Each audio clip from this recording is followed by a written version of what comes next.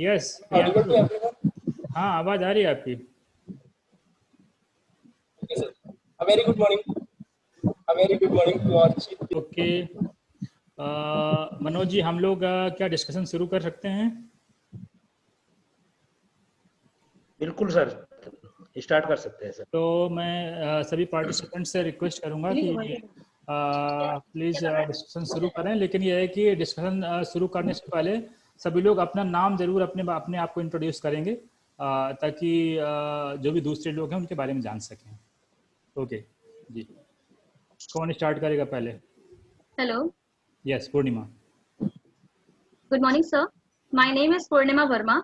I belong from Prayagraj district of Uttar Pradesh. Currently, I am pursuing BSc second year from Allahabad University, and my hobbies are singing and dancing. At independence, India adopted a mixed economy, under which public sector enterprises were established on socialistic pattern of development. The further advancement in infrastructure led to the expansion of these public sector enterprises. In India, public sector undertakings are the one where the government of India holds the shares of 51% or more than it. These public sector enterprises were established for diversifying Indian economy and deepening Indian industrial structure towards heavy industries. These public sector enterprises were established on certain objectives, such as to promote employment opportunities and financial resources essential for the growth of a nation, and also to accelerate export promotion and import substitution. Some public sector enterprises have done excellently well and played a vital role in the development of nation, such as they have created a billions of job opportunities which has reduced the problem of unemployment in the country. And there are some public sector enterprises such as ONGC, Indian Oil Limited, which were specifically set up to substitute the import goods or the goods which were formerly imported. Other public sector undertakings such as Hindustan Steel Limited and Bharat Electronics Limited, who have promoted export. All these public sector enterprises contributed a lot in attaining a self-reliant growth in Indian economy. There are some public sector enterprises which are not performing that well or which are facing some shortcomings. The problem related to these public sector enterprises are problem of overstaffing, lack of policy making and the execution, wastage of resources, lack of self-motivation for improvement, and high cost of management. Due to these inefficiencies and the consequent huge physical deficit, the government of India decided to privatize all these non-strategic sectors. Privatization ought to improve the efficiency of public sector enterprises by bringing these public sector enterprises in the area of competition. And at the same time, it also improves the foreign direct investment or investment in these sectors where technological advancement is required. Privatization, if the term we consider, it means that the transfer of ownership, power and management from public sector to private sector. Since 1991, when for the first time privatization and liberalization were embarked, Government of India has sold many PSUs, such as, or there are many other, there are some PSUs. These public sector undertakings were the one who were unviable, and the government phased out also those who, in which the private sector can perform more well than public sector. But the privatization in India sees only a little success because of the stiff opposition from union and the concern of allegation of grafting. A good example of privatization is the Hindustan Zinc Limited, which was privatized under Atal Bihari Vajpayee's government in 2002. And after being privatized, it became the world's second largest zinc-lead miner. This shows that privatization improves the efficiency as well. Apart from improving efficiency, the privatization has some other advantages too, such as zero political interference. It provides good services to consumers, provides an environment of competition which keeps the prices lower, and profit-oriented decision making will again improve the productivity of firms. Concerning all these advantages, the government of India decided to privatize the public sector undertaking. The Finance Minister of India, Nirmala Sitharaman, is likely to announce the new PSU reform policy, which will privatize the strategic sectors and will also specify some of the strategic sectors such as arms and ammunitions of defense equipment, defense warships, atomic energy and railways, where the presence of public sector enterprises will be mandatory. In India, privatization is sought to achieve through two ways. The first is disinvestment, which involves selling off government's assets. And the second is opening of closed areas for private participation. If we talk about disinvestment, disinvestment means the partial dilution of government control and is still retaining the entire ownership with the government itself only.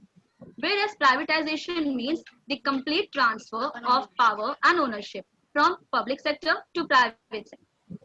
However, if we focus the previous government as well as the current government as well is focusing more on privatization rather than disinvestment of PSU. The reason is that disinvestment does not ensure the change in management, but for the better productivity, we require or we need private sectors to perform in these PSUs who work with the aim of maximizing their profits. If we see the current scenario, where the government of India has announced Atmanirbhar Bharat Abhiyan package, which totally accounts for 10% of India's total GDP, then the question arises as from where the government is going to finance all these packages. Because we all are very much aware that the lockdown period has extended too long and Indian economy is facing stagnation continuously. So this question is obvious. There are two measures to finance these packages. First, either to raise fuel tax or to borrow from other countries. If we consider the first question, that is, can India finance its packages by increasing the fuel tax?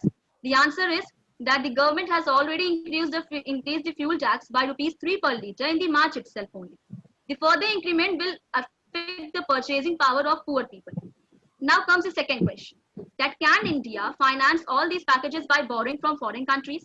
The answer is that Indian rupee is already at its lower level than US dollar. Any borrowing at this time will affect the repayment of debts. Due to slowdown, export will also get affected. It will again impact the repayment of debt. In such situation, privatization is the most preferred way for practical reasons to finance all these packages. Before pandemic, privatization was being done by the government because the government was lagging behind in its revenue. All the money which the government used to earn from privatization, it used all those money in the development of infrastructure, health facilities, and education facilities. Now, privatization is the need of the hour because now privatization is required for liquidity or to raise finances or financial resources. The government is planning to privatize DHDC, NEEPCO, Air India, and BPCL, etc. But there are some challenges too related to privatization, such as loss-making public sector undertakings do not attract any investor, whereas only profit-making public sector undertakings are sold at good prices. Second, in India, there are only few capitalists who have the capacity of purchasing big PSUs, and it will again lead to the centralization of privatization into few hands only. This privatization is against these socially disadvantaged people.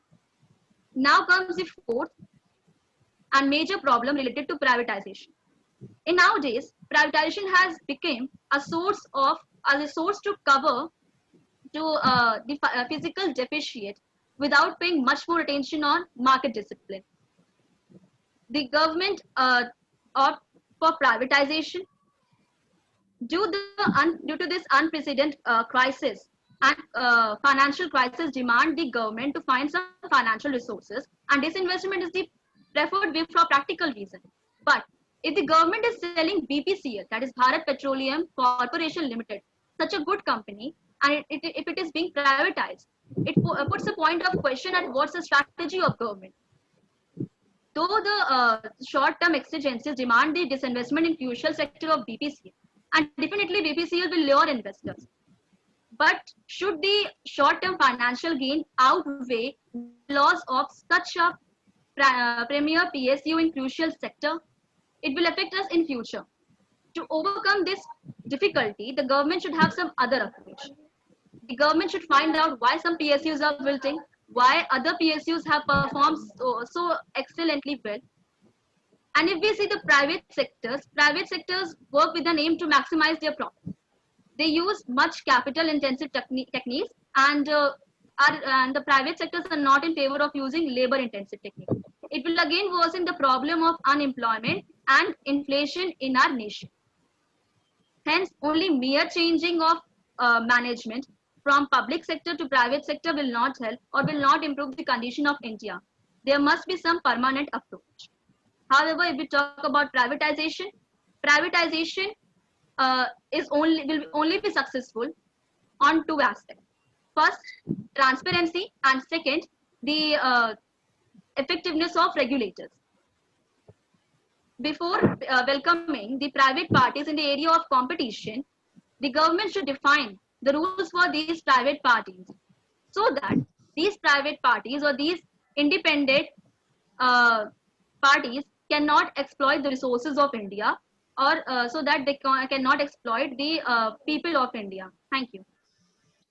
Thank you, Purnima.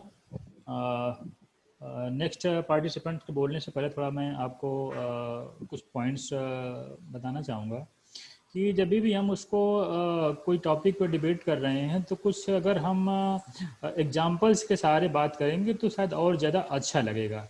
जैसे कि हम banking sector में comparison कर सकते हैं कि हमारे private banks कैसे कर रहे हैं, हमारे पब्लिक सेक्टर के बैंक्स कैसे कर रहे हैं, क्या अच्छाइयाँ हैं, क्या बुराइयाँ हैं। रेलवे पूरा पब्लिक सेक्टर में काम कर रहा है, उसकी जगह जहाँ पर प्राइवेट सेक्टर में ट्रेन्स काम कर रही हैं वहाँ क्या कंडीशंस हैं।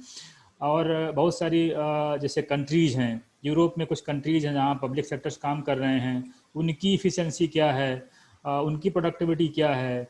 चाइना की इकोनॉमी है जिसने पूरे वर्ल्ड को डोमिनेट कर रखा है, तो चाइनीज़ कंपनी किस मॉडल में काम कर रही है, उनकी प्रोडक्टिविटी क्या है। तो अगर हम ये सब डेटा अगर दे सकें, इनको कंपेयर कर सकें चीज़ों को रियल लाइफ एग्जांपल, क्योंकि बहुत सारी चीज़ें हम लोग एज्यूम कर लेते हैं। हमें लगता है कि प्राइवेट सेक्टर में प्रोडक्टिविटी अच्छी होती है, टेक्नोलॉजी अधिक लगती है, ट्रांसपेरेंसी है, बट अगर हम रियल लाइफ उससे उनको कंपेयर करेंगे तो शायद ज़्यादा बेहतर हम कन्विंसिंग तरीके से अपने आर्गूमेंट रख सकें। Okay, next participant please. Sir, I am Vijay Lakshmi. Yes Vijay. My name is Vijay Lakshmi. I belong from Ambedkar Nagar district and I am BSc third year class student. Sir, जैसा कि central government ने बढ़ती हुई economic slowdown को तथा राजकोषीय घाटे को कम करने के लिए अब तक का सबसे बड़ा कदम उठाया है डिसइन्वेस्टमेंट के लिए। इसके लिए उसने टारगेट तो रखा है 2019-20 में था 1 लाख करोड़, बट अब है 2 लाख करोड़ रुपीस का। तो इसके लिए आर्थिक मामलों की कैबिनेट समिति ने भी स्ट्रेटेजिक डिसइन्वेस्टमेंट के लिए एक बड़ा कदम उठाया है। इस स्ट्रेटेजिक में उसने बीपीसीएल और कंटेनर कॉर्पोरेशन है जैसे 5 पीएसयू सेक्टर्स में अपनी हिस्सेदारी को कम करने की बात कही गई है। अब गवर्नमेंट अपने पब्लिक सेक्टर में से 51% हिस्सेदारी कम करेगी। सर, बात करें डिसइन्वेस्टमेंट की, तो आजादी के बाद कई इंडस्ट्रियल पॉलिसी आई हमारे यहाँ, जैसे इंडस्ट्रियल पॉलिसी रिवोल्यूशन 1948, 1956, 1977, फाइनली 1991 में पॉलिसी आई, उसमें पहली बार डिसइन्वेस्ट किया गया था 2%। तो कुछ पब्लिक सेक्टरों का, तो उसमें तो गवर्नमेंट ने कहा था कि हम अपने पास 80% पब्लिक सेक्टर रखेंगे, डिसइन्वेस्टमेंट करेंगे ओनली 2% का। बट आज जस्ट अपोजिट हो रहा है। आज हमारी गवर्नमेंट मैक्सिमम चीजों का डिसइन्वेस्टमेंट कर रही है, वो अपने पास पब्लिक सेक्टर कम रखना चाह रही है। सही भी है कि हमारी इकोनॉमिक ग्रोथ के लिए ये करना जरूरी है। इसके लिए गवर्नमेंट ने सारे सेक्टर्स को 2 पार्ट में डिवाइड कर दिया है, strategic and non strategic. Strategic में 18 सेक्टर्स को आइडेंटिफाई किया गया है, जैसे बैंक है, इंश्योरेंस है, कोल, आयरन, स्टील कंपनी है। इसमें से गवर्नमेंट अपने पास मैक्सिमम 4 एंड मिनिमम 1 सेक्टर्स को रखेगी, बाकी सबको प्राइवेट करेगी। सर बात करें प्राइवेटाइजेशन की, तो ये करना जरूरी है, क्योंकि अगर हम अदर कंट्री के देख रहे हैं, जैसे हम कंपेयर करें अमेरिका की या फिर जापान की या रूस की, तो यहाँ पे मैक्सिमम चीजें प्राइवेट मिल रही हैं। तो यहाँ पे भी ये लगा है कि प्राइवेटाइजेशन करना जरूरी है।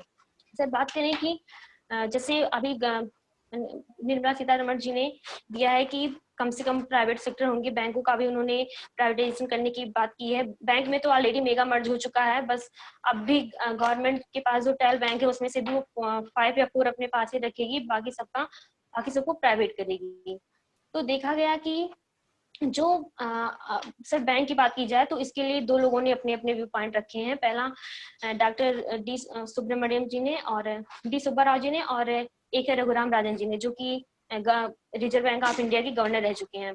डी सुब्बाराव जी ने कहा है कि हमारे पास जो पहले बैंकों का राष्ट्रीयकरण हुआ था 50 ईयर एगो 1969 में, तो उस समय की जो सिचुएशन थी और आज की जो है उसमें काफी डिफरेंस देखने को मिला है। पहले क्या होता था कि हमारे बैंक इतने अच्छे वर्क नहीं कर पा रहे थे जितना आप कर रहे हैं। अब हमारे बैंकों ने काफी अच्छी सेवाएं की हैं देश के लिए, गवर्नमेंट की कई स्कीमें चलाई हैं। तो उन्होंने कहा कि अब हमें इतने पीएसयू रखने की जरूरत है क्या है, हमें इसको कम करना चाहिए। उन्होंने डायरेक्टली कहा कि हमें अब पीएसयू को कम करना चाहिए। वहीं रघुराम राजन जी ने कहा कि हमें ऐसे डायरेक्टली सारी चीजों को प्राइवेट नहीं करना चाहिए, पहले ये देखना चाहिए, पहले 1-2 चीजों का प्राइवेटाइजेशन करना चाहिए और फिर से कुछ अपने पब्लिक सेक्टर में से 50% शेयर कम करना चाहिए और कुछ गवर्नमेंट्स को और पब्लिक सेक्टर पर ध्यान देना चाहिए। उसके बाद कंपैरिजन करना चाहिए कि जो बेस्ट हो उधर वर्क करना चाहिए। ये नहीं कि डायरेक्टली हम सारी चीजों का प्राइवेटाइजेशन नहीं कर दें।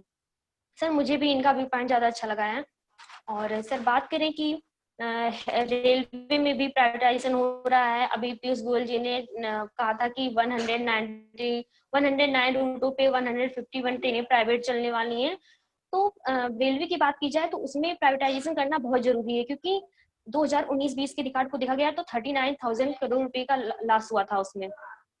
रेलवे में हम जितना ऑपरेटिंग कास्ट लगाते हैं उतना रेवेन्यू नहीं जनरेट हो पाता, तो इसके लिए उसे प्राइवेट करना जरूरी है। बट ये भी है कि उससे फायदा तो होगा ही, सबको अच्छी सुविधाएं मिलेंगी, ट्रेनें प्राइवेट होंगी तो लोग टाइमली पहुंच जाएंगे। सर इंडिया में तो एक बहुत बड़ी प्रॉब्लम है, हमारे यहाँ की ट्रेनें लेट चलती हैं, किसी को टाइमली जहाँ पहुंचना हो वो पहुंच नहीं पा रहा। तो ये सब काफी अच्छी सुविधाएं की जाएंगी अगर प्राइवेट होंगी तो। बस यही एक प्रॉब्लम होगी कि जो मिडिल क्लास के लोग हैं, जो गरीब हैं, वो ट्रेवल करने में उनको थोड़ी प्रॉब्लम होगी। तो इस पे भी गवर्नमेंट को फोकस करना चाहिए। बाकी सर अगर और बात की जाए तो अभी तक जितने भी प्राइवेट किए गए हैं सारे अच्छे वर्क कर रहे हैं। ऐसा भी नहीं है कि वो गवर्नमेंट सेक्टर्स कम अच्छे वर्क कर रहे हैं, बट सबके मन में यही रहता है कि जितने अच्छे प्राइवेट वर्क करते हैं उतने गवर्नमेंट नहीं कर रहे हैं। जैसे वो स्कूल की बात हो या हॉस्पिटल की बात हो, सबके मन में यही है कि प्राइवेट ज्यादा अच्छा वर्क करता है। जैसे सर बात की जाए हेल्थ की, तो मुझे नहीं लगता कि हेल्थ को भी प्राइवेट करना चाहिए, हॉस्पिटल्स को प्राइवेटाइजेशन करना चाहिए उसमें, क्योंकि हेल्थ और एजुकेशन एक लोगों के लिए लाइफ में एक अहम रोल प्ले करती है।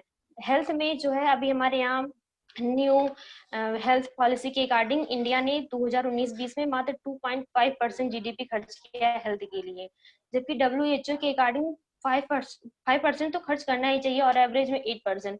वहीं हम अदर कंट्री का देखें, अमेरिका ने 69%, जर्मनी ने 11.2%, जापान ने 10 खर्च किया है। तो हमारे यहाँ ये है कि जो गवर्नमेंट हॉस्पिटल है वो तो वर्क कर ही रहे हैं, साथ में जो प्राइवेट है वो तो इतना ज्यादा लोगों से पैसा ले रहे हैं कि वहां पे आम जनता अपना इलाज नहीं करा पा रही है।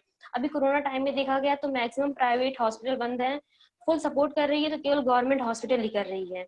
तो इसके लिए हमारी गवर्नमेंट पे फोकस करना चाहिए कि वो मैक्सिमम हॉस्पिटल को गवर्नमेंट ही रखे, प्राइवेट कम रखे, ताकि सभी लोग आराम से अपना इलाज कर सकें। सर जैसे एग्जांपल है एम्स का, वहाँ पे इतनी भीड़ होती है कि लोग 1 मंथ कितना टाइम लग जाता है वहाँ पे किसी को अपना इलाज कराने के लिए, इतने दिनों बाद उनका नंबर आता है। तो ये इस पे ध्यान देने की जरूरत है। और सर मैं यही कहना चाहूंगी कि जो ये प्राइवेटाइजेशन हो रहा है इसको तो होना ही चाहिए, साथ में ये भी ध्यान देना चाहिए कि जो है इससे किसी को नुकसान ना हो। वैसे हमारी गवर्नमेंट तो अच्छी स्कीमें चला रही है, अभी 1 वर्ड 1 सन 1 ग्रिड जैसे बड़े प्रोजेक्ट लॉन्च किए जा रहे हैं, आत्मनिर्भर भारत की योजना इतनी अच्छी योजना चलाई जा रही है। तो उसके लिए भी सबका स्वस्थ रहना जरूरी है, क्योंकि आत्म भारत निर्भर की योजना भी स्वस्थ भारत ही साकार कर सकता है। तो उसके लिए गवर्नमेंट को साथ ही साथ प्राइवेटाइजेशन के साथ ही साथ सबको केयर करना चाहिए कि इससे अनएम्प्लॉयमेंट ना बढ़े। अभी लोगों का ये कहना है कि रेलवे प्राइवेट हो जाएंगी तो उसके जो एम्प्लॉय है वो कहाँ जाएंगे, उनका क्या होगा। तो इस पे वैसे गवर्नमेंट ने तो कहा है कि उनको उनका सपोर्ट किया जाएगा, वो जॉब में रहेंगे ही। साथ ही ये देखने की जरूरत है कि अनएम्प्लॉयमेंट ना बढ़ने पाए, क्योंकि ऑलरेडी हमारे यहाँ इतनी ज्यादा अनएम्प्लॉयमेंट है। अनएम्प्लॉयमेंट बढ़ेगी तो क्राइम बढ़ेगा और इससे हमारा और देश का भी नुकसान ही होगा। तो इस पे गवर्नमेंट को फोकस तो कर रही है। वैसे अच्छी अच्छी स्कीम अभी प्रवासी श्रमिकों के लिए हनी मिशन प्रोग्राम चलाया जा रहा है, तो ये सब प्रोजेक्ट अच्छे हो रहे हैं। आत्मनिर्भर भारत में तो कहा ही गया है कि वो मिडिल क्लास पर फोकस करेगी, क्लियर बोला गया है। तो ऐसे में जो भी हो रहा है इकोनॉमिक ग्रोथ के लिए मुझे लगता है कि प्राइवेटाइजेशन करना जरूरी है, लेकिन साथ ही ये भी देखना है कि इससे किसी को नुकसान ना हो। जो मिडिल क्लास के लोग हैं इस पे उन पर इसका ज्यादा इफेक्ट ना पड़े। बस इतना ही। Thank you. Thank you Vijayalakshmi. Next participant please.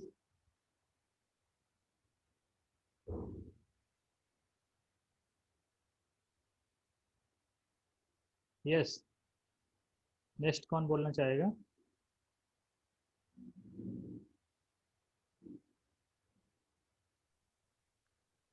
Good morning, sir.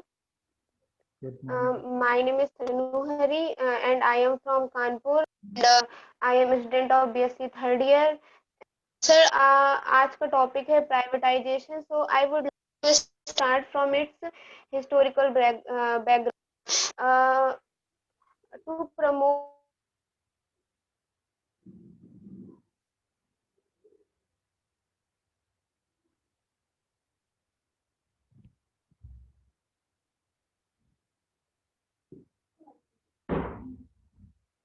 और वो पीएसयू बनाने के पीछे मेन रीजन था कि उसका जो मैनेजमेंट है ज्यादा से ज्यादा गवर्नमेंट के पास हो, क्योंकि गवर्नमेंट ऐसा मानना है कि जो पीएसयू अगर उनको प्राइवेटाइज्ड कर देंगे तो उनका मैनेजमेंट अच्छा नहीं होगा। और प्राइवेट कंपनी हमेशा प्रॉफिट कमाने के पर्पज से काम करती है। तो उस टाइम लगभग 2000 प्लस पीएसयूज बनाई गई थी। इस पीएसयूज का जो मेजर ऑब्जेक्टिव था employment generation, self reliant India और कंट्री में इन्वेस्टमेंट को इंक्रीज करना। लेकिन धीरे धीरे 1982 और 1990 के अप्रॉक्स इंडियन इकोनॉमी की जो कंडीशन थी वो वर्ष की जा रही थी और गवर्नमेंट को इन पीएसयूज को रिवाइव करने में काफी ज्यादा इन्वेस्ट करना पड़ रहा था, जिससे गवर्नमेंट बाकी चीजों पे इतना ज्यादा फोकस नहीं कर पा रही थी। और 1991 के अप्रॉक्स एक कन्वेंशन आया, वॉशिंगटन कन्वेंशन, जिसके अकॉर्डिंग था कि सारे कंट्रीज को अपने कंट्री में एफडीआई को अलाउ करना चाहिए और गवर्नमेंट को गुड गवर्नेंस पे फोकस करना चाहिए, जिससे गवर्नमेंट पर थोड़ा सा प्रेशर भी था कि एफडीआई को स्टार्ट करने के लिए। और बैंकरप्सी भी हो रही थी, जिसके लिए गवर्नमेंट ने पीएसयूज को प्राइवेटाइज करने के सोचा और इसके लिए 2 कमेटीज बनाई गई। पहली कमेटी कृष्णमूर्ति कमेटी जो 1991 में बनाई गई थी और दूसरी कमेटी थी रंगराज कमेटी 1992 में। और दोनों ही कमेटी ने प्राइवेटाइजेशन के लिए से दी और उन्होंने बोला जिससे कि पीएसयूज मॉडर्नाइजेशन होगा और काफी रिसर्च एंड डेवलपमेंट होगा और न्यू टेक्नोलॉजीज इमर्ज होंगी। और प्राइवेटाइजेशन के लिए 3 बेसिस डिसाइड किए कि कुछ ऐसे पीएसयूज जिनको हम लोग कभी नहीं बेचेंगे, जैसे कि डीआरडीओ, इसरो हो गया, और कुछ ऐसे पीएसयूज जिनका टारगेट अभी अचीव नहीं हुआ है, लेकिन जब उनका टारगेट अचीव हो जाएगा, जब हम उनको प्राइवेटाइज कर देंगे। And third kind of PSUs जिनके टारगेट ऑलरेडी अचीव चुके हैं, जो हमारे नीड के नहीं है, उनको तो प्राइवेटाइज्ड कर देना ही चाहिए। और 1991 में जब मनमोहन सिंह फाइनेंस मिनिस्टर, तो उन्होंने लिबरलाइजेशन की प्रोसेस स्टार्ट की और काफी सारी पॉलिसीज बनाई गई, लेकिन ज्यादा इम्प्लीमेंटेशन नहीं हुआ। 1996 में लेफ्टिस्ट गवर्नमेंट थी, तो वो तो डिसइन्वेस्टमेंट का अपोज करती थी, तो इस दौरान भी कुछ डिसइन्वेस्टमेंट ज्यादा हो नहीं सका, लेकिन 1999 में कारगिल वॉर और जो टेररिज्म कंटिन्यूअसली इंक्रीज हो रहा था उसको काउंटर अटैक करने के लिए, और गवर्नमेंट के पास फिजिकल डेफिसिट था और इंपोर्ट एक्सपोर्ट भी नहीं हो रहा था, तो लैक ऑफ मनी को कंपेंसेट करने के लिए गवर्नमेंट ने डिसइन्वेस्टमेंट प्रोसेस स्टार्ट किया। फिर 2004 टू 2009 में काफी ज्यादा क्या बोलते हैं प्राइवेटाइजेशन हुआ, और 2009 में न्यू इन्वेस्टमेंट पॉलिसी लाई। इस पॉलिसी के अकॉर्डिंग पीएसयूज को प्राइवेटाइज करने उसका 75% सोशल वेलफेयर में एक्सपेंड किया जाए, एंड जो 25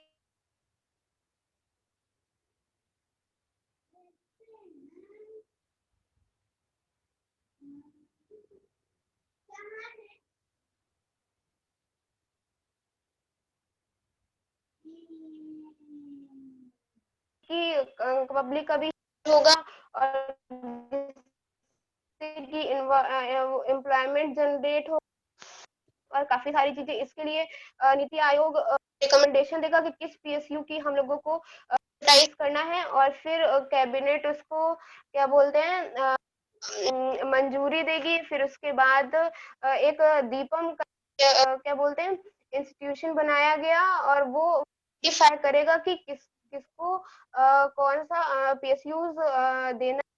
फिर देन आफ्टर प्रेजेंट टाइम में हम लोग देख रहे हैं कि काफी सारा इन्वेस्टमेंट हो रहा है, जैसे एविएशन सेक्टर में, रेलवे में एंड टेलीकॉम सेक्टर में। रिसेंटली पीयूष गोयल जी ने रेलवे का डिसइन्वेस्टमेंट किया है, जिसमें 5% शेयर रेलवे के वो प्राइवेटाइज करे जाएंगे, जिससे 33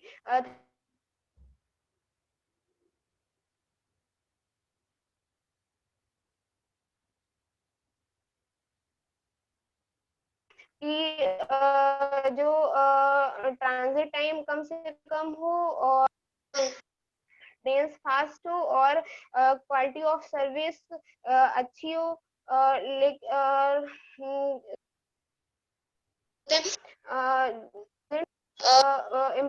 रुपीज होंगे उसका यूज हम लोग अदर इंफ्रास्ट्रक्चर डेवलप करने में कर सकते हैं। लिबर्टाइजेशन के जैसे कि क्या प्राइवेट कंपनी प्राइवेटाइजेशन होने के बाद में क्या बोलते हैं जो रेलवे के उनको इंक्रीज नहीं करेंगी, क्या जो हम लोगों का जो रिमोट में जो भी पीपल हैं वो क्या इसको अफोर्ड कर पाएंगे, क्योंकि इंडिया की जो 2/3 से भी ज्यादा पॉपुलेशन इतनी पुअर है, और उसको अपने डेली नीड्स को फुलफिल करने में इतनी प्रॉब्लम होती है, और जो विदाउट टिकट ट्रैवल करते हैं तो क्या वो ये अफोर्ड करे, टिकट जो है अफोर्ड कर पाएंगे। गवर्नमेंट को एक रेगुलेटर डिसाइड करना चाहिए जो प्राइवेट कंपनीज पे कर्ब करके रखे, क्योंकि हम लोग ऑलरेडी देख चुके हैं एविएशन सेक्टर में पहले से ही काफी ज्यादा प्रॉब्लम्स हो चुकी है, क्योंकि इसके जो फ्लाइट्स के प्राइसेस बहुत रेज हो गए थे, जिसके बाद में गवर्नमेंट को उड़ान स्कीम लॉन्च करनी पड़ी, जिससे काफी ज्यादा प्रॉब्लम हुई मिडिल क्लास लोगों को। और जैसे हम लोग प्रेजेंट टाइम में बीएसएनएल कंपनी की कंडीशन देख सकते हैं, प्रेजेंट टाइम में 4G जनरेशन एक्सट्रीम पे है, और 5G generation just about to reach है, लेकिन जो बीएसएनएल कंपनी है वो अभी तक हम लोगों को 4G ही नहीं प्रोवाइड कर पाई है, तो हम लोगों को कंप्लीटली फोकस करना चाहिए। तो at last I would like to say कि privatisation is necessary, but there should be a good regulator so that prime objective of establishing the PSUs should not vanish, that we should not transfer from social welfare to the capitalism. Thank you sir. Thank you Tanu. Next participant.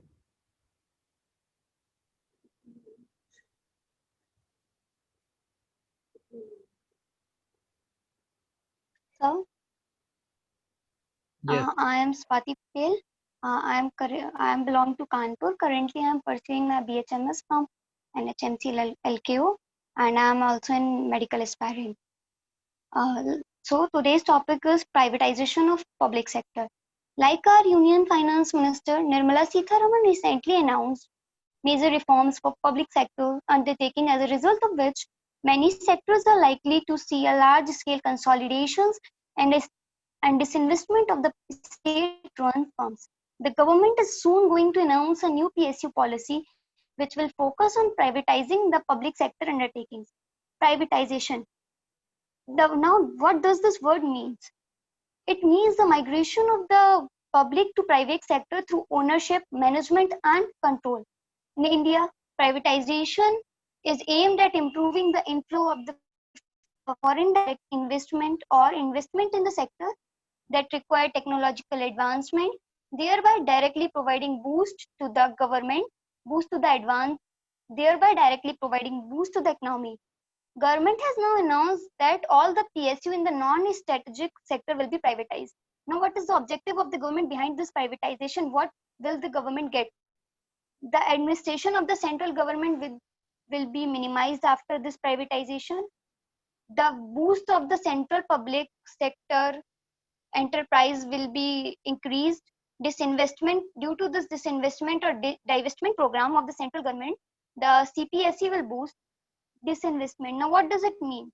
When the company sells its personal assets, investment, or any division to the company of private sector, it is just the opposite of the investment. When any division is not performing up to the mark, up to the expectations, and it does not satisfy their needs, the government try to sell it to the public sector so that they can get the proper profit. Now, what is like we have seen some experience of the privatization in the few years, like Air India. The most common example is this. Many central government have tried to privatize the Air India for the few years, but this Air India has met with limited success only. And India's attempt of privatization in the upcoming years has seen only little success. But the main good example we can see is the Hindustan Zinc. Like after the privatization of this company, it has become the world's second largest zinc and lead miner, and it is the one of the top 10 silver producer of the world. Because of the privatization and the management's change, the efficiency has improved, causing the company a great efficient. But we like IPCL, Indian Petrochemical Corporation Limited, is also privatized. Balco, Bharat Aluminium Company Limited, and one of the recent example we can see is the Bharat Petroleum Corporation Limited, BPCL, whose privatization has been approved, but because of the reason that company was not under the profit, the government sold it to the public sector, and I think this privatization is going to approved and complete by March 21. Like we can also see the example of schools in MP have been privatized. Some schools are also privatizing the government school. This will help the students. Like we can see salaries, but the students are not getting the proper education and their set needs and the books. So the privatization, after the private school, the teachers at the low salary will all give their best to teach the student, but this privatization is going to affect the student also somewhat. We can see that just the private being started, the services are good, the people are good, the maintenance is good, train speed is good, but the prices are hiking, so the middle class people and low class people can't use them. So the main loss privatization is that the prices will hike definitely, so the middle class and the lower people will be affected. Now, what are the challenges while we go to the privatization? While going this privatization, see, like BPCL, it is making a loss since so many years. So loss making unit do not attract investment so easily. So people will not easily favor to buy the BPCL. And the most firms the government are selling to private company are not legal, not clear with the legal then right. They have some issues, and some of the processes not favored socially. And And one of the main thing is that if we transfer these company from public to private, it does not definitely ensure the higher efficiency and productivity. Sometime after the privatization loss also, so we can't ensure that privatization will give us the higher efficiency and productivity always. And the privatization will also lead to the reduction of the workers, like because these private company only aims at capital investment, so they will remove as much as the worker possible. So the main thing issue with the privatization is that it will only worsen the unemployment problem in India, lower class and the middle class people, and the laborers will not get the employment easily. But on the other hand, the privatization has one benefit, that the economic of the India will definitely boost slowly. Thank you.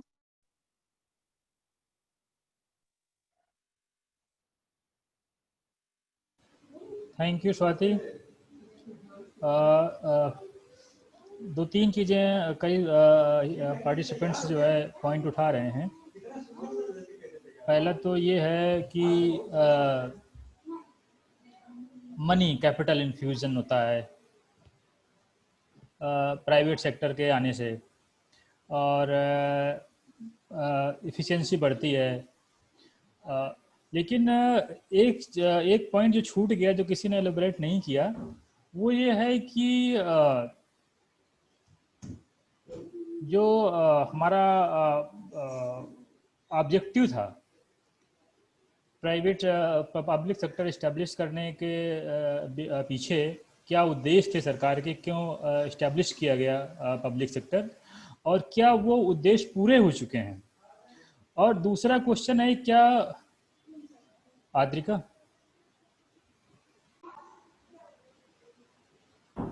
Sorry network की वजह से शायद connection break हो गया था।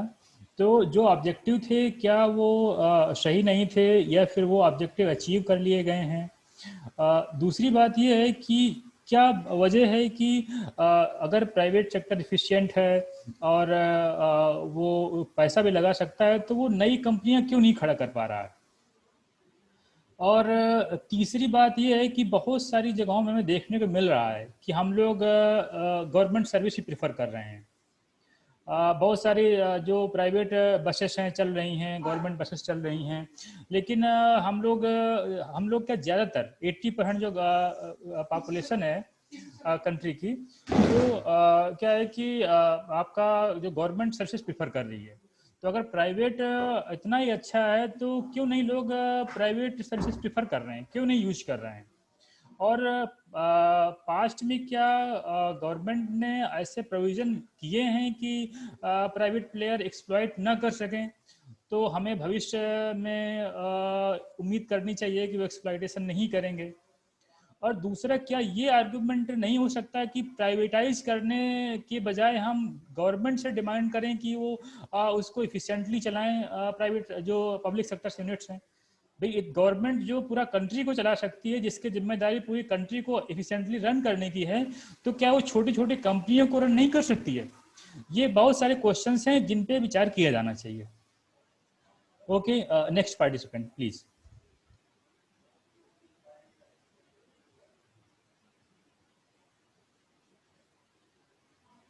Yes,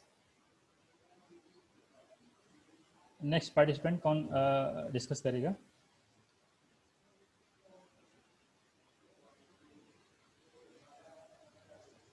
Hello, sir. Hello, sir. Hello to everyone. I myself, Anamika, belongs to the UP, and I have completed my graduation, and now I'm pursuing my post graduation, and my hobbies are listening music and playing badminton. So आज का topic है privatisation के ऊपर, तो उसको शुरुआत करते हैं। रिसेंटली आप सभी लोगों ने सुना होगा कि हमारी union finance minister Nirmala Sitharaman ji ने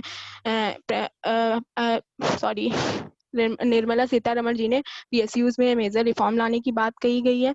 गवर्नमेंट का मोटो क्या है? गवर्नमेंट का मोटो है कि न्यू पॉलिसी लाई जाए PSUs के लिए, और उनको मतलब कि जो उनके नॉन स्ट्रैटेजिक सेक्टर है उन्हें प्राइवेटाइज किया जाए। अब आता है कि प्राइवेटाइजेशन होता क्या है।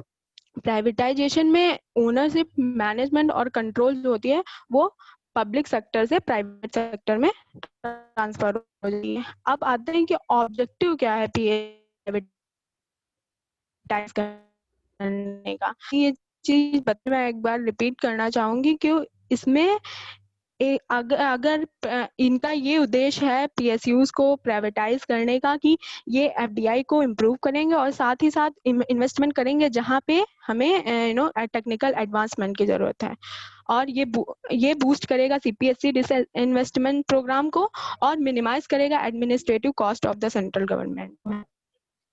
अब आते हैं कि पीएसयूज प्राइवेटाइज की जा रही, डिसइन्वेस्टमेंट क्यों नहीं किया जा रहा है।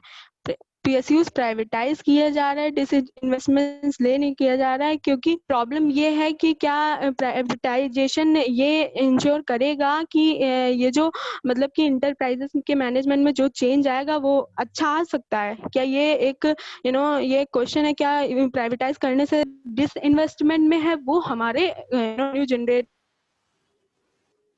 होगा जो कि हमारी काम आएगा। अब आते हैं कि जो पब्लिक सेक्टर है, पब्लिक कंपनी है, वो क्या होता है, उसका पर्पस क्या होता है? उसका पर्पस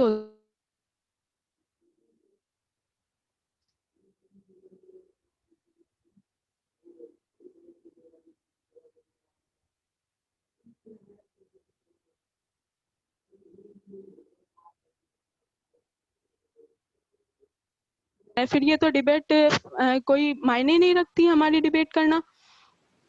तो ये एक बड़ा क्वेश्चन है। और बात ये है कि जो प्राइवेटाइजेशन के पक्ष में है वो कहते हैं कि ये फ्री मार्केट इकोनॉमी है, कोई भी आए अपनी कोई भी बंदा आए अपनी कंपनी खड़ी करे और बढ़िया आराम से compete करे। कंपटीशन में क्या होता है? कंपटीशन में ये होता है कि जब दो लोग कंपटीशन कर रहे होते हैं सब अपना अपना बेटर देने की कोशिश करते हैं। अब जैसे इस डिबेट में ये सब अपना अपना बेटर देने की कोशिश करेंगे, सब अपना अपना 100% देने की कोशिश करेंगे। तो इसका मतलब है फैसिलिटीज भी सब एक दूसरे से बढ़ चढ़ के दें क्योंकि वो मार्केट में सरवाइव कर सके, उनके प्रोडक्ट बिके एक तरह से देखा जाए तो। एक लोग कहते हैं कि ये फ्री इकोनॉमी, पर ये फ्री इकोनॉमी का जो मतलब है क्या ये रियल मीनिंग में, रियलिटी में ये सच है क्या? रियलिटी में सच नहीं है, क्योंकि वहां पे मोनोपोलीज बनना शुरू हो जाती हैं। एक कंपनी आई, पॉलिटिशियन को पैसा खिलाया, लीडर्स को पैसे खिलाया और उसने अपनी मोनोपोली कायम कर ली। तो ये एक रियलिटी में ये एक बिटर ट्रुथ है कि रियलिटी में यहाँ पे मोनोपोलीज कायम हो जाती हैं, जिसके पास कस्टमर के पास कोई ऑप्शन नहीं बचता। आपको प्रोडक्ट लेना तो इसी कंपनी का लेना है, ठीक है। अब बात यह है कि जो फॉरेन कंपनीज हैं आप उनको अपॉर्चुनिटी दे रहे हैं कि आइए हमारे देश में कंपनी खड़ी करिए आके। आप फॉरेन कंपनीज को जब अपॉर्चुनिटी दे रहे हैं हमारे देश में आइए, हमारी देश की चीजों से वो अपने लिए काम कर रहे हैं और जो प्रॉफिट कमा रहे हैं वो अपने देश में ले जा रहे हैं। तो इससे फायदा किसका? फायदा उनका, नुकसान हमारा। कि हमारी खुद की चीजें इतनी जो इंडिया इतना अच्छा माना जाता है वो सब चीजें हमारी ले लेके अपने देश का विकास कर रहे हैं। अब आते हैं कि आप देखिए कि प्राइवेटाइजेशन कब करना सही होगा और कब करना नहीं सही होगा। जहाँ पे मोनोपोलीज कायम हो जाए वहां पे प्राइवेटाइजेशन करना बिल्कुल ही बेतुका है, क्योंकि अगर जैसे आप देखें ऑयल, गैस और पेट्रोलियम है, ये सब नेचुरल रिसोर्सेज हैं। आप कहते हैं कि हमने अभी कहा कि फ्री मार्केट इकोनॉमी ओपन हो जाती है जो प्राइवेटाइजेशन के उसमें होते हैं, सपोर्ट में होते हैं। तो हम जैसे आम लोग वहां जाके अपनी कंपनी खड़ी कर लेंगे, उनसे compete कर लेंगे। और कल को हम अपनी कंपनी ऑयल की खोल के वहां पे ऑयल फील्ड खड़ी कर लेंगे। हम जैसे आम लोगों के लिए तो ये तो बिल्कुल नेक्स्ट इम्पॉसिबल हो गया है, क्योंकि अगर जो यहाँ पे केवल बड़े बिजनेसमैन केवल सरवाइव कर पाएंगे, हम जैसे आम जैसे जनता नहीं सरवाइव कर पाएगी। और ऑयल, गैस और पेट्रोलियम एक ऐसे नेचुरल रिसोर्सेज है जिनको हम दूसरी कंपनी को हम प्राइवेटाइज कर दे रहे हैं, तो हम दूसरी कंपनीज को मौका दे रहे हैं कि आइए हमारे देश से प्रॉफिट कमा ले जाइए आके। तो फिर आज़ादी का मतलब क्या रह जाएगा? और दूसरा कि हेल्थ सेक्टर में जैसे स्वाति ने बोला कि हेल्थ जो सेक्टर है उसको अगर हम प्राइवेटाइज कर देंगे तो उसमें क्या होगा? मेडिसिन के रेट हाई चले जाएंगे, मेडिसिन के हाई रेट चले जाएंगे, हॉस्पिटल बड़ा चार्ज करेगी। तो ये फिर उसमें गरीब तबके लोगों का क्या होगा? Middle class, lower middle class का क्या? उसमें कोई जनहित तो है नहीं। और थर्ड बात है कि आप जैसे अभी रेलवे की बात चल रही थी, सबने रेलवे के बारे में बताया कि रेलवे प्राइवेटाइज करने की बात की जा रही है। तो भारतीय रेलवे जो है हमारी देश की लाइफलाइन मानी जाती है। अगर करोड़ों लोग उससे ट्रैवल करते हैं, एक्चुअली 90 to 95% लोग उससे ट्रैवल करते हैं, middle class, lower middle class and higher class सब ट्रैवल करते हैं, है ना। तो उसमें क्या, अगर गवर्नमेंट एक डिसीजन लेगी तो करोड़ों को इफेक्ट करेगा, करोड़ों लोगों को इफेक्ट करेगा, क्योंकि भाई बड़े तबके के लोग तो अपना अपना देख लेते हैं, छोटों को क्या, उनको कौन देखेगा, वो तो गवर्नमेंट के भरोसे ही चल रहा है ना। अगर ये गवर्नमेंट ना होती तो ये जो लोग राशन पानी फ्री ले रहे हैं, सब कहाँ से लेते हैं, कैसे सरवाइव करते हैं। तो ये सब बातें होती है। और जो अगर गवर्नमेंट को अगर इनको प्राइवेटाइज कर दिया जाएगा, ट्रेन के किराए को जो 43% जो सब्सिडी होता है वो कहाँ जाएगा, वो कैसे मिलेगा, वो तो जाएगा नहीं। और जो अभी ये जो हमें रेलवे से मिल रहा है ये जनता के विकास के लिए जा रहा है।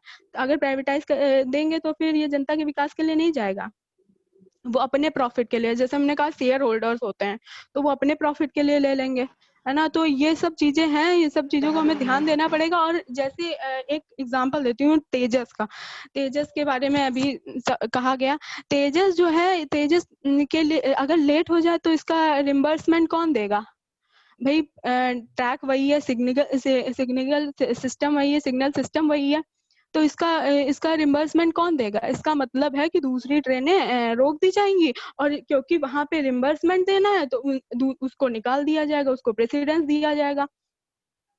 इसमें नुकसान किसका हो रहा है, गरीब तबके लोगों का, मिडिल क्लास लोगों का, लोअर मिडिल क्लास लोगों का, उनका नुकसान हो रहा है। और मतलब कि अगर वर्ल्ड क्लास बनाना चाहते हैं तो हम जैसे लोगों के ऊपर खड़े होकर वर्ल्ड क्लास बना देंगे, ऑर्डिनरी पीपल्स इसके पीछे पिस जाएगा।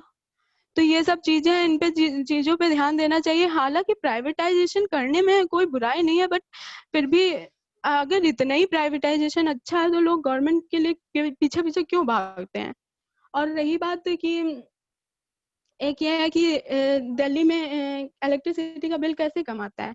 अगर हम इन सब चीजों को, या फिर अगर देखिए जो डेवलप कंट्रीज हैं वो इन सब चीजों को प्राइवेटाइज हुई हैं, ठीक है, वहाँ पे प्राइवेटाइजेशन है, वहाँ पे कैसे ये सक्सेसफुल है, कहीं कहीं पे सक्सेसफुल इस हिसाब से है जैसे कि वहाँ पे उन्होंने एक लिमिट तय कर रखी है कि आप इस लिमिट से ज्यादा आप नहीं मतलब कि चार्ज कर सकते हैं, मतलब कि आप प्राइस कैप सेट कर रखा है, वहां पे प्राइस कैप सेट है ना। और ये बात हो गई। और रेलवे में कई जगह पे प्राइवेटाइजेशन सक्सेसफुल रहा है और कई जगह पे नहीं। जैसे एग्जांपल मैं आपको दूंगी यूके का, वहां पे प्राइवेटाइजेशन रेलवे का अनसक्सेसफुल रहा है, क्योंकि वहां पे जैसे ट्रेन का है वो किसी और कंपनी को दे दिया, ट्रैक का किसी और को कंपनी को, ट्रैक मैनेजमेंट किसी और को कंपनी को दे दिया, तो वहाँ पे एक ब्लेंडर क्रिएट हो गया।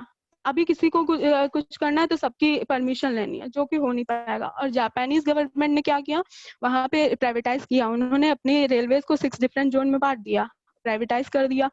तो वहां पे उन्होंने ये एक चीज इंश्योर करी कि वहां पे उन्होंने स्ट्रॉन्ग रेगुलेशंस बना रखे हैं कि आप इस लिमिट से, आपने बियॉन्ड इस लिमिट आप नहीं बढ़ा सकते हैं प्राइजेस। तो ये सब चीजें अगर आप प्राइस कैप सेट कर पाए तो आप इस प्राइवेटाइजेशन का मतलब है, और अगर प्राइस कैप सेट नहीं कर पाए तो इस प्राइवेटाइजेशन का बिल्कुल कोई मतलब नहीं।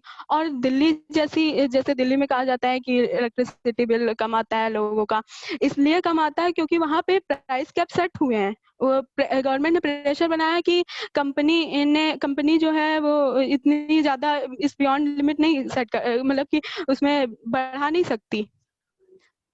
तो ये सब चीजें। और बात ये, जहाँ पे करप्शन होगा वहाँ प्राइवेटाइजेशन करने का कोई मतलब ही नहीं बनता। और करप्शन ये भी नहीं है कि सिर्फ पब्लिक सेक्टर में है, प्राइवेट सेक्टर में नहीं है, नहीं, दोनों सेक्टर में है। अब प्राइवेट कंपनीज में क्या है, पैसा देके पॉलिटिशियंस को वो कर लेते हैं अपने अंडर, और फिर उसके बाद मोनोपोलिस कायम कर लेते हैं। तो ये सब चीजें, इन सब चीजों को देखना पड़ेगा। हालांकि अब एट लास्ट मैं यही कहना चाहूंगी कि सरकार निजीकरण को प्रोत्साहित कर रही है, ठीक है, प्रोत्साहित कर रही है, अच्छा है, पर इसके साथ साथ सरकार को ये भी देखना पड़ेगा कि सामाजिक सार्वजनिक हितों पर भी उनको ध्यान देना पड़ेगा, और जिससे भारतीय संविधान की प्रस्तावना के उद्देश्यों को प्राप्त करने हेतु एक पॉजिटिव सकारात्मक कदम उठाया जाना चाहिए। सो आज बस इतना ही। Thank you so much. Thank you Anamika.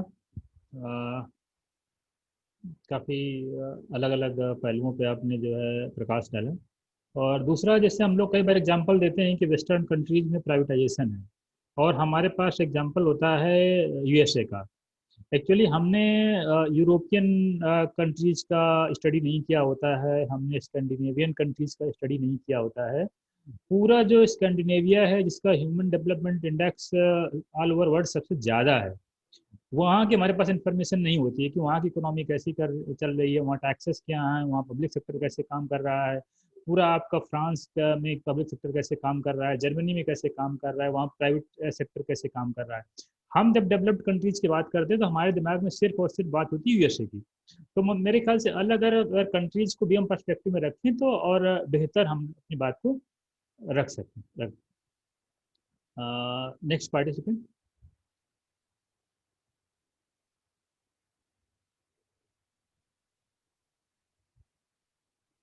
Yes, next कौन अपना भी पॉइंट रखना चाहेगा? Hello, am I audible, sir? Priyanshu, yes. Morning, sir. Myself Priyanshu, and I'm pursuing my BA final year from University of Allahabad. आपकी वॉइस एकदम clear नहीं आ रही Priyanshu. Voice, हाँ वॉइस आप देख लीजिए, तब तक मैं रिक्वेस्ट करूंगा दूसरे पार्टिसिपेंट से कि वो अपनी बात रखें। वॉइस में कुछ problem Hello, am I audible now, sir? हाँ हाँ अब ठीक है, अब ठीक है। Myself Priyanshu, and I am pursuing my BA final year from University of Allahabad. So, as we all know that the topic for today is privatization of public sector. तो इस टॉपिक को स्टार्ट करने से पहले हम लोग ध्यान देंगे कि हर कंट्री की इकोनॉमी और हर कंट्री का बैकग्राउंड और हिस्ट्री अलग अलग होता है। तो किसी भी एक कंट्री में जो मॉडल चल रहा है इकोनॉमी का, वो किसी दूसरे कंट्री में नहीं इम्प्लीमेंट किया जा सकता, क्योंकि वहाँ की चेंजेस, वहाँ की जियोग्राफिकल रिसोर्सेज और वहाँ की जो अदर चेंजेस हैं और प्रॉब्लम्स हैं वो अलग अलग होती है। तो जैसा कि हम लोग जानते हैं इन कंपनीज, जैसे हम लोग यूएसए की कंपेरिजन करते हैं अक्सर, तो यूएसए न जाने कब का इंडिपेंडेंट हो चुका था और जिस टाइम हम लोग आजादी की लड़ाई लड़ रहे थे उस टाइम तक वो इंडस्ट्रियल डेवलपमेंट कर चुका था। तो ये बहुत ही मतलब अजीब सी बात है कि हम लोग आज भी जब भी कंपेयर करते हैं खुद की इकोनॉमिक पॉलिसीज या फिर इंडस्ट्रियल डेवलपमेंट को, तो उसे यूएसए और यूके से कंपेयर करते हैं। तो स्टार्ट करते से आजाद हम लोग कितना लेट हुए पहली बात, और हमारी स्टार्टिंग से जो है वो सोशलिस्ट इकोनॉमी पे ध्यान रहा। क्यों ऐसा रहा? क्योंकि जब हम लोग आजाद हुए तो हमारी कंट्री को इतनी बुरी तरह अंग्रेजों ने बर्बाद कर दिया था कि सारे जितने भी ट्रेड रूट्स वगैरह थे, सिल्क रूट्स थे, हमारे जो ट्रेडिशनल रूट्स थे जहाँ से हमें इनकम के सोर्स थे हमारे, उन्हें उन्होंने पूरी तरह से बर्बाद कर दिया था। तो सोशलिस्ट इकोनॉमी बेसिकली होती है कि पब्लिक सेक्टर यूनिट्स मतलब गवर्नमेंट के हाथ में होती है अर्थव्यवस्था, और वो हर सेक्टर से इकोनॉमी मतलब पाती है, मतलब मजबूती पाती है और उसे सोशल वेलफेयर, सोशल जस्टिस के गोल को अचीव करने के लिए उसे इन्वेस्ट करती है। तो अब ये हुआ कि जब सोशलिस्ट इकोनॉमी थी हमारी और वैसा पॉलिसी था, तो फिर क्यों इसे हटाया गया, मतलब ये लिबरलाइजेशन क्यों लाया गया? तो it was the time of 1991, the time the era of globalisation. जैसा कि हम लोग जानते हैं रसिया और चाइना ये दोनों सोशलिस्ट कंट्री हैं, लेकिन रसिया जो कि पहले यूएसएसआर, यूनाइटेड सोवियत रूस संघ, ठीक है, तो उसने ब्रेक डाउन लिया, मतलब उसका विघटन क्यों हुआ 1991 में? वो लोग रिकंस्ट्रक्शन या रीस्ट्रक्चरिंग ऑफ इकोनॉमी इस बात पे ध्यान दिया। तो उन्होंने जैसे ही स्टार्ट किया, तो मेरी कंट्री में, हम लोग कंट्री इंडिया में 1991 के टाइम पी नरसिम्हा राव जी के गवर्नमेंट में मनमोहन सिंह हमारे फाइनेंस मिनिस्टर थे, डॉक्टर मनमोहन सिंह। तो उन्होंने एलपीजी रिफॉर्म की बात की, लिबरलाइजेशन, प्राइवेटाइजेशन एंड ग्लोबलाइजेशन। तो ये जो है यहीं से प्राइवेटाइजेशन की मतलब पहली कड़ी स्टार्ट होती है, और उस टाइम कुछ की स्टेक बेची गई कंपनी के शेयर, और फिर अटल बिहारी वाजपेयी जी की गवर्नमेंट आई। तो 2002 और 4 के बीच में, जैसा कि सभी ने कहा, हिंदुस्तान जिंक का, तो वहाँ पे अच्छा फायदा हुआ। लेकिन हम पूर्ण रूप से प्राइवेटाइजेशन पर रिलाई नहीं कर सकते हैं, क्योंकि जैसा कि सर ने कहा कि अगर प्राइवेटाइजेशन इतना ही अच्छा होता तो गवर्नमेंट सेक्टर, हम लोग गवर्नमेंट की नौकरी क्यों प्रेफर करते हैं? सबसे बड़ी बात होती है कि सिक्योरिटी क्या है हमारी।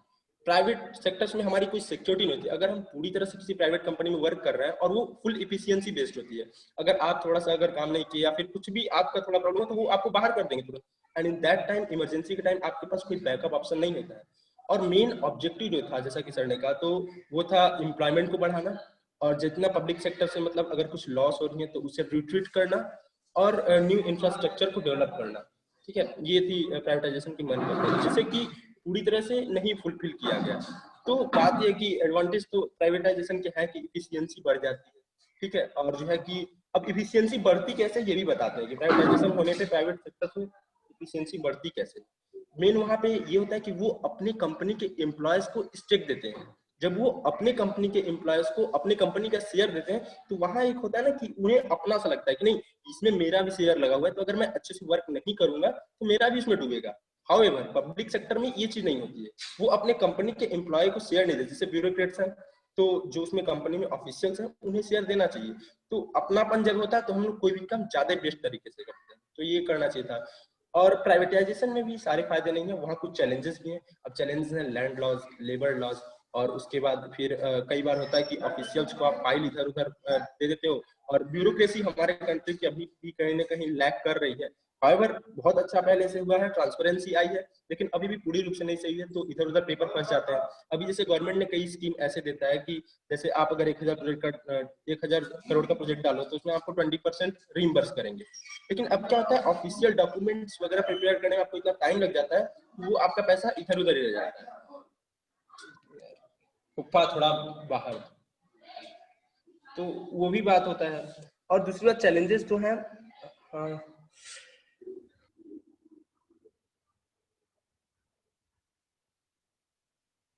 हाँ ओके, सो अनदर प्रॉब्लम जो है, hello am I audible sir? Yes yes sir network किसी की वजह से हमें कट जा रहा है। तो देखिए सबसे बड़ी बात होती है कि जो मैनेजमेंट का है काम, पब्लिक सेक्टर यूनिट में मैनेजमेंट अच्छे से नहीं हो पाती है, इस वजह से वो कोलैप्स हो जाते हैं। हम लोग आज भी देख रहे हैं, देखिए प्राइवेटाइजेशन होना चाहिए लेकिन वो फुल नहीं होना चाहिए, वो पार्शियल होना चाहिए, और जैसा कि डिसइन्वेस्टमेंट की बात कही गई वैसा होना चाहिए। आज की डेट में क्या है कि एचपीसीएल और ओएनजीसी ये जो पब्लिक सेक्टर यूनिट ऐसे हैं जो कि हमेशा से प्रॉफिटेबल रहे, और जब फुल्ली प्राइवेटाइज हम कर देंगे इनको तो इनका जो है फुल बेनिफिट प्राइवेट एजेंसी लेंगी, और वो आप फिर सोशल जस्टिस या फिर ऐसा पूरे कंट्री के ओवरऑल डेवलपमेंट में नहीं दे सकते। क्योंकि कोई भी प्राइवेट सेक्टर होता है वो जाहिर सी बात है जब बेनिफिट कमाएगा तो वो जो सरप्लस वैल्यू आती है। अब जैसे हम कह रहे हैं कि कोई प्रोडक्ट है, कोई प्राइवेट कंपनी है, 500 की कोई प्रोडक्ट है, उसकी लागत 300 आती है, ठीक है, और वो उसको 500 में बेच रहे, रेट बढ़ा के 200 जो होता है वो सरप्लस वैल्यू होता है। मार्क्स के थियरी में भी यही बात कही गई, कम्युनिज्म में भी यही बात कही गई कि जो सरप्लस वैल्यू होता है वो इंडस्ट्रियलिस्ट सिर्फ अपने ले जाता है, और यहीं से क्लास स्ट्रगल शुरू होती है। तो वही दिक्कत है कि अगर वो जो वर्कर्स हैं उन पे भी ध्यान दे, या जो सोशल वेलफेयर सोशल जस्टिस का प्रिंसिपल है उस पर भी ध्यान दे, तो प्राइवेटाइजेशन एक अच्छी चीज है, लेकिन वो पूर्ण रूप से नहीं होना चाहिए। सबसे बड़ी बात कि हम पूर्ण रूप से प्राइवेटाइजेशन के अलावा और क्या कर सकते हैं, तो एक ऑप्शन है डी ब्यूरोक्रेटाइजेशन। सबसे बड़ी प्रॉब्लम जो हमने कहा कि मैनेजमेंट का है पब्लिक सेक्टर यूनिट में, इसलिए वो कोलैप्स हो जाते हैं, ठीक है। तो आप जब ब्यूरोक्रेसी को थोड़ा लिमिटेड पावर्स देते हो कि मतलब वो अपने मनमानी नहीं कर सकते हैं, रेगुलेटिंग अथॉरिटी बैठाते हो, तो उससे क्या होता है उनकी पावर लिमिटेड होती है और वो किसी चीज को एक दायरे में रहकर काम करते हैं, and in that way we can make condition better even with public sector units with the help of disinvestments also. Thank you sir. Thank you Priyanshu. Yes next participants, और कौन अपना भी पॉइंट रखना चाहेगा? और किसी को अपना व्यू पॉइंट रखना है? मेरे ख्याल से ज्यादातर लोगों ने अपना अपना व्यू पॉइंट्स रख लिए हैं। सेकंड राउंड में सर मैं एक डाटा देना चाहूंगा, sorry to interrupt you. Yes sir जैसा कि हम लोग जानते हैं, जैसे प्राइवेटाइजेशन की अगर बात कर रहे हैं तो एक डाटा मैंने निकाला था 2015-16 में, जो है कि हमारे कंट्री की net profit of all 257 PSUs जो कि वर्किंग है, टोटल पीएसयूज 331 है, जिसमें से 257 वर्किंग है और बाकी स्टैब्लिशिंग कंडीशन में चल रही है। 2015-16 में नेट प्रॉफिट जो था वो 1,14,239 करोड़ था, और 2016-17 में यही नेट प्रॉफिट बढ़ के जो हो गया 1,27,602 करोड़ हो गया।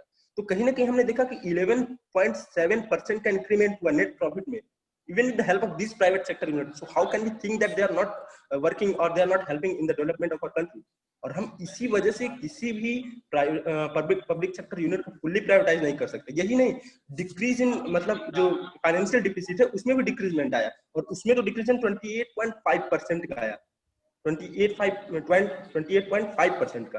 तो अगर हमें पब्लिक सेक्टर से अभी भी वो बेनिफिट मिल रहे हैं, और आप जब भी प्राइवेट सेक्टर से अगर कुछ कमाओगे भी टैक्स मिलेगा, आपको कॉर्पोरेट टैक्स मिलेगा, तो वो आप उतना अमाउंट में नहीं मिलता कि आप सोशल वेलफेयर में उसे लगा पाओ। और प्राइवेट सेक्टर कभी भी आपको अपनी जो मार्जिन होगी वो सोशल वेलफेयर के लिए नहीं देगी, और पब्लिक सेक्टर में क्या होता है कि आप किसी एक सेक्टर से जब इनकम मार्जिन ज्यादा पाते हो तो आप उसे एक ऐसे सेक्टर में लगा सकते हो जहां पे कि जो सेक्टर एकदम दबा जा रहा है या फिर जो इमर्जिंग है हल्का सा, तो वहां से और ज्यादा बेनिफिट और सोशल वेलफेयर सोशल जस्टिस के प्रिंसिपल को हम लोग जो कि हमारे DPSP directive principle of state policy में इम्बाइब है उसे हम इजीली फुलफिल कर सकते हैं। Thank you sir. Okay, thank you. Second round में कोई पार्टिसिपेंट किसी दूसरे पार्टिसिपेंट से कोई क्वेश्चन पूछना चाहेगा?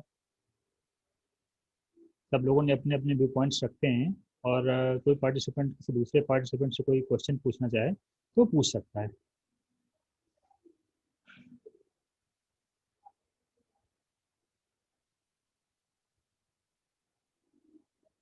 मेरे ख्याल से शायद कोई क्वेश्चन नहीं पूछना चाहता है।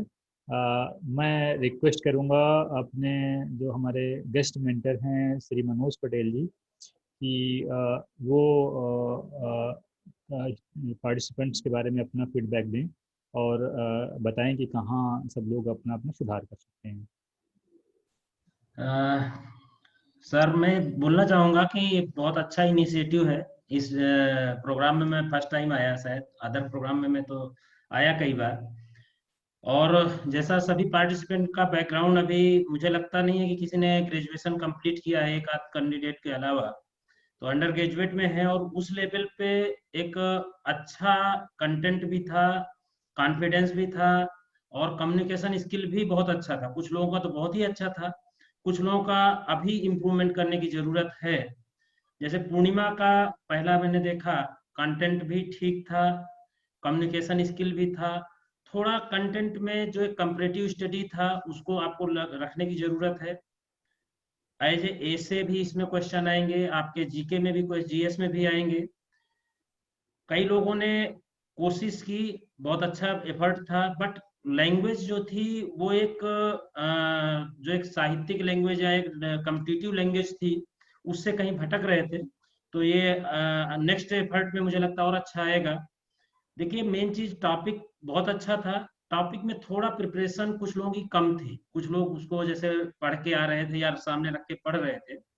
चलिए ठीक है, नेक्स्ट टाइम के लिए आप कोशिश करिए कि आप चीजों को समझिए। कुछ एक टॉपिक होते हैं, एक कंटेंट होता है किसी चीज का, कोई भी टॉपिक हो, एक पैरामीटर्स होता है, why, when, where, what is the positive aspect, what is the negative aspect, what is then conclusion. तो आप कोशिश करिए टॉपिक को इन फ्रेमिंग करना शुरू करिए। कोई सडन भी आपको टॉपिक दिया जाए तो आप उस पर सडन भी लिख सकें या बोल सकें। इस डिबेट का जो मेन कंसेप्ट है, मेन है कि आपका इनर डेवलप करना, आपको सेल्फ कॉन्फिडेंस डेवलप करना। आपको टॉपिक, क्योंकि आप एग्जाम देने जाएंगे, आपको नहीं पता कि कंटेंट सब्जेक्ट क्या आ गया, टॉपिक क्या आ गया, आपने थोड़ा सा सुन रखा है, लेकिन थोड़ा सा सुन रखा है उसमें ऐसे भी लिखना पड़ सकता है आपको, वो आप जानते हैं वर्ड लिमिट होती है। आपको ऐसे का जीके जीएस में भी लिखना पड़ सकता है। तो आपने यदि फ्रेमिंग कर रखा, आपने कंसेप्ट थोड़ा उसके उसमें विजुलाइज किया तो बहुत अच्छा लिख पाएंगे। दूसरा जो टॉपिक में मैं बोलना चाहूंगा, क्या है था ना, पीएसयू का एक कंसेप्ट अलग है, हम मिक्सअप कर रहे हैं प्राइवेटाइजेशन और पीएसयू। प्राइवेट का एक कंसेप्ट अलग था और पीएसयू का जो ओरिजिन हुआ था, हमारा जो देश नया नया उस समय आजाद हुआ था, हमारा जो एक सोशियो इकोनॉमिक स्ट्रक्चर था, उसके लिए उस समय की वो नीड थी। आज कुछ कारण रहे, आप लोगों ने अच्छा इलेबोरेट किया, तो ये पीएसयू का प्राइवेटाइजेशन करना या डिसइन्वेस्टमेंट करना ये जरूरी नहीं है, हमारी मजबूरी बनती जा रही है। और वो मजबूरी क्यों आई, उन रीजन्स को आप देख लीजिए। बहुत सारा पैंडेमिक ने एक सोशियो इकोनॉमिक चेंजेस लाएगा, ये पैंडेमिक ने बहुत चीजें सिखा दिया, क्या जरूरी है और क्या जरूरत थी हमारी। तो बहुत सारी चीजें अभी आपने देखा होगा, कोई भी प्राइवेट सेक्टर से इस पैंडेमिक में आगे रोल नहीं दिखाया, कोई आया नहीं है। जहां तक इस पैंडेमिक में सबसे ज्यादा सपोर्ट सिस्टम था वो गवर्नमेंट का था, वो मजबूरी थी, चाहे एम्प्लॉय की कह लीजिए या गवर्नमेंट की। तो इन चीजों को आप अपने आंसर में या अपने थिंकिंग में एनालाइज करिए और उसको रखिए, उसको अपने प्रभावी ढंग से स्ट्रांग पॉइंट के साथ रखिए कि क्या उसका कंसेप्ट था, क्या कमियां रही और उन कमियों में क्या हम सुधार करके नहीं इंप्रूव कर सकते। क्या ओनली एक ही विकल्प है प्राइवेटाइजेशन करना? क्योंकि देखिए प्राइवेटाइजेशन के नुकसान भी नहीं है। आपको याद होगा 90 से पहले किसी के यहाँ MTNL BSNL का फोन लगता था तो 6 महीने की वेटिंग होती थी और मोहल्ला भर देखने आता था, और आज एक प्लम्बर भी 4-4 मोबाइल रखता है। तो ऐसा नहीं है कि इससे नुकसान ही है, मोनोपोली होगी, मोनोपोली का रेगुलेटरी बॉडी हो सकती है, गवर्नमेंट एक विल पावर है तो उसको बहुत हद तक मैनेज किया जा सकता है। तो आपको एक होलिस्टिक, एक गैमेट ऐसा बनाना है कि होलिस्टिक अप्रोच आपका दिखे उस, तो बहुत अच्छा रहेगा। और मैं कहना चाहूंगा कि सभी पार्टिसिपेंट बधाई के पात्र हैं, बहुत अच्छा बोले, बहुत अच्छा प्रयास था। अभी इसमें मेरी पर्सनल एडवाइस है कि इस टॉपिक पे आप लोग एक ऐसे लिखिएगा, अपने खुद का लिखिएगा, क्योंकि आप एक दूसरे का सुने तो आपका एक समझ में आएगा, और उसको आज रख के 15 दिन बाद खुद उसको पढ़िएगा, तो आपको लगेगा कि आपकी थिंकिंग और आपका सोच में क्या कमियां थी और क्या उसमें इम्प्रूवमेंट हो सकता है। कोई भी टॉपिक है, आप उसमें कभी कभी बैठ के लिखा करिए, तो वो आपको आगे आने वाले टाइम पे आपको सेल्फ ही आपकी कमियां पता चल जाएंगी और आपको इम्प्रूवमेंट करने का फायदा मिलेगा। थैंक यू सर, मेरी तरफ से सभी के लिए बधाई, और आपके लिए स्पेशली सर, आप इतने अच्छे अच्छे प्रोग्राम बच्चों के लिए कर रहे हैं, तो thank you sir. Thank you Manoj ji. मैं स्वाति पटेल से रिक्वेस्ट करूंगा कि वो आएँ और वोट ऑफ थैंक्स के माध्यम से धन्यवाद ज्ञापित करें। So firstly, I would like to thank to Manoj sir. Thank you for giving your precious time to listen our discussion and giving us the points. And we truly appreciate your will to we truly appreciate your will to listen our discussion, to give our weakness, to tell us about our weakness, and we thank you to we truly thank you, like you are willing to give your precious time and enrich the time. To thank Mr. Amresh sir for this for holding this great discussion. Thank you sir. Thank you all of you. Thank you sir. Okay.